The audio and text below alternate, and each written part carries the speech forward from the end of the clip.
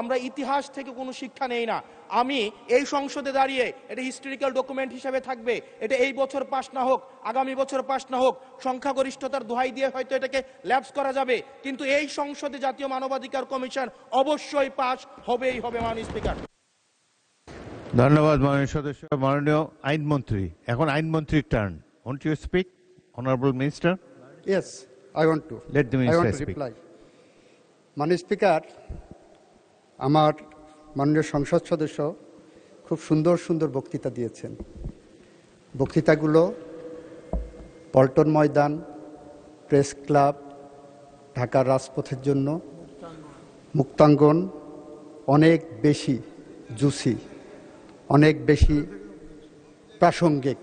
মাননীয় স্পিকার, আমার মনে হয় উনি সব পড়েছেন, শুধু বিলটা পড়েননি।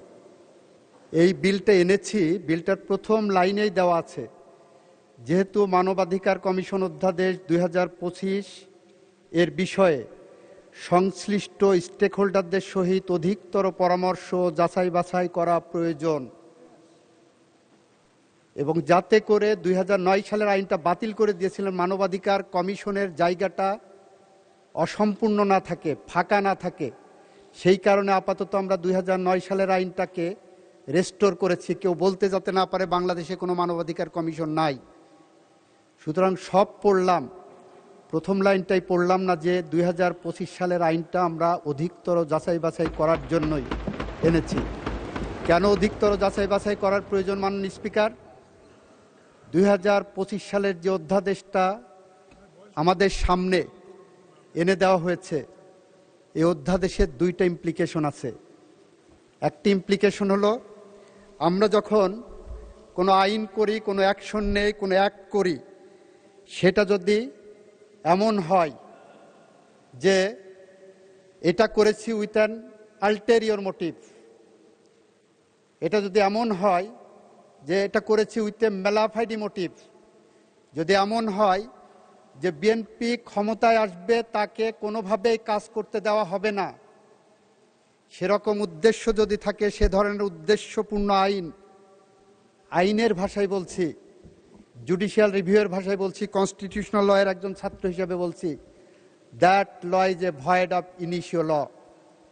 মাননীয় স্পিকার, মানবাধিকার কমিশন অধ্যাদেশ যেটা আনা হয়েছে 2025 সালের, সেই 25 সালের অধ্যাদেশের 16 ধারাটা যদি একটু কেউ ভালো করে পড়েন, তাহলে দেখবেন এটা ভিকটিমের জন্য আরেকটি মানবাধিকার লঙ্ঘনের সমান। সেটা আমি আপনাদেরকে একটু পার্লামেন্টের সামনে বলছি। মাননীয় স্পিকার, এখানে বলা আছে মানবাধিকার কমিশন দুইভাবে মানবাধিকার ভায়োলেশনের একটা বিষয় টেক আপ করতে পারবেন। একটা সুমোটো পারবেন, আর একটা কারো কমপ্লেনের বেসিসে পারবেন। ভালো কথা পারলেন। কমপ্লেনের বেসিসে নেওয়ার পরে কতদিনের মধ্যে এটা অনুসন্ধান বা তদন্তে পাঠাবেন তার কোনো গাইডলাইন নাই। তারপরে বললেন যেদিন পাঠাবেন সেদিন থেকে 30 দিনের মধ্যে একটা অনুসন্ধান হবে, অথবা তদন্তে সরাসরি পাঠাবেন। ভালো কথা, অনুসন্ধান করে প্রাথমিক সত্যতা পাওয়ার পর একটা 30 দিনের রিপোর্ট পাইলেন, সেই রিপোর্টের পরে কি করবেন? মানবাধিকার সংস্থা আবার একটা তদন্ত করবেন। কতদিনের মধ্যে তদন্ত করবেন সেটার গাইডলাইন নাই। ভালো কথা, আরেকটা রিপোর্ট নিলেন 2 মাস পরে, সেটাও ভালো কথা।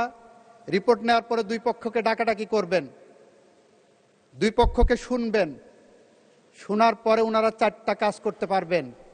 নাম্বার 1, জরিমানা করতে পারবেন। কিন্তু জরিমানা কত টাকা হবে, কিভাবে রিলাইজ হবে, কোন আইনে হবে, তার কোনো গাইডলাইন এখানে দেওয়া নেই, আইনে বিধান নাই। মাননীয় স্পিকার, বলা হচ্ছে কমিশন ক্ষতিপূরণ ইম্পোজ করতে পারবেন। ক্ষতিপূরণ কত টাকা হবেন, কি পরিমাণ হবেন, কি গাইডলাইন হবে, কিভাবে রিলাইজ হবে, কার কাছে যাবে, তার কোনো গাইডলাইন এই আইনের মধ্যে নাই। মাননীয় স্পিকার, মানবাধিকার আইন কমিশনে বলা হচ্ছে আরেকটা কি করতে পারবেন, ওনারা সুপারিশ করতে পারবেন ওই ভিকটিম মামলা করতে পারবেন নাকি কোনো জায়গায় ধর্ণা দিতে পারবেন। 2 বছর মানবাধিকার কমিশনের পিছনে দৌড়ায় দৌড়ায় মনে হবে যে আমি মামলা করতে পারবো কি পারবো না, সেই কারণে সুপারিশ নেওয়ার জন্য মানবাধিকার কমিশনে যাওয়ার দরকার নাই।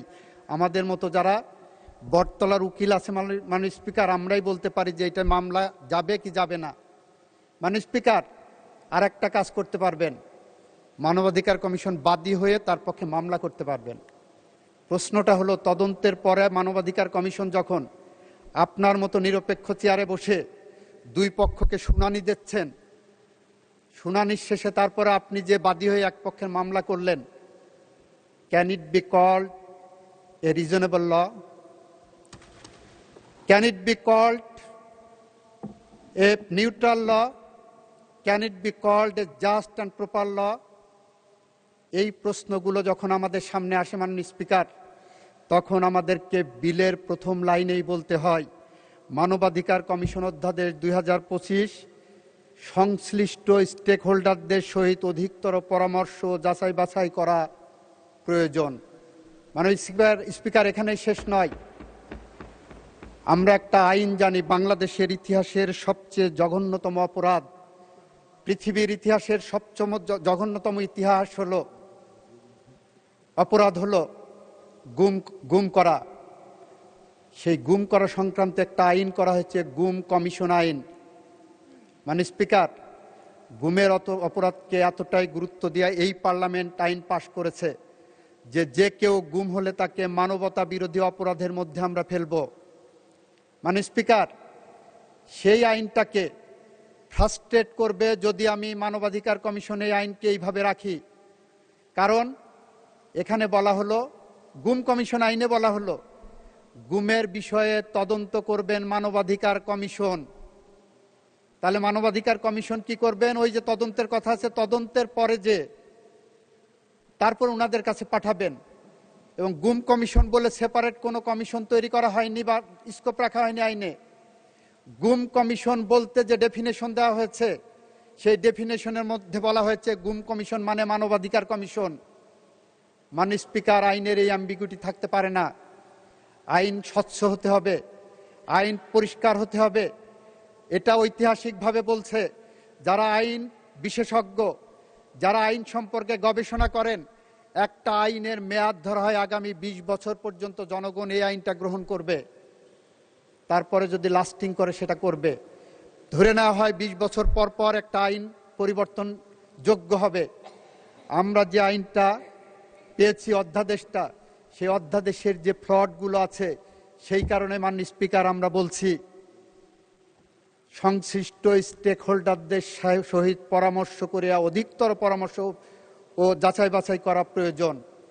মাননীয় স্পিকার, আমাদের মাননীয় স্বরাষ্ট্রমন্ত্রী ওই দিন বলেছিলেন, জুলাই সনদকে ইমপ্লিমেন্ট করতে হলে আসেন এই পার্লামেন্টে আমরা একটা বিশেষ সংবিধান সংশোধন কমিটি করি, একটা বিশেষ কমিটি করি, যেখানে সবগুলো আলোচনা আসবে, যেখানে অধিকতর যাচাই বাছাইয়ের প্রশ্ন আসবে, যেখানে মানবাধিকারের যারা ভিকটিম আছে তাদের সাথে পরামর্শের প্রয়োজন আসবে। আমরা কুড়িল বস্তিতে যাব, আমরা ঢাকা শহরের বস্তিগুলোতে যাব যেখানে সবচেয়ে বেশি মানবাধিকার লঙ্ঘিত হয়।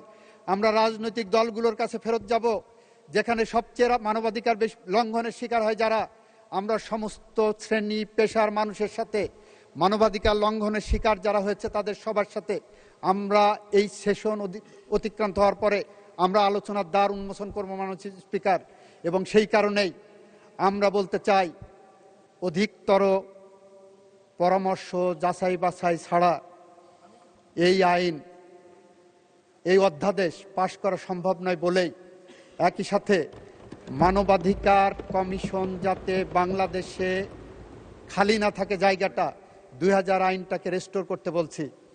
2000 আইনের 9 আইনের সেকশন 3 যদি পড়েন, আর 2025 অধ্যাদেশের সেকশন 3 যদি পড়েন, দুইটা আইনে নন অবস্ট্যান্টিক ক্লজ আছে, দুইটা আইনের অটোনমাস ক্যারেক্টার একই, দুইটা আইনেই বলা আছে এই কমিশন কোনো কারো কাছে দায়বদ্ধ থাকবে না। সুতরাং এত ভয় কিসের? 2000 আইনের সেকশন 3 এবং 2025 সেকশন 3, যেখানে সুপ্রিমেসি অব দি কমিশন দেওয়া হয়েছে, যেখানে কমিশনের ক্ষমতাটা বাড়ানো হয়েছে, আমরা সেই লক্ষ্য ধরে এগিয়ে যাচ্ছি।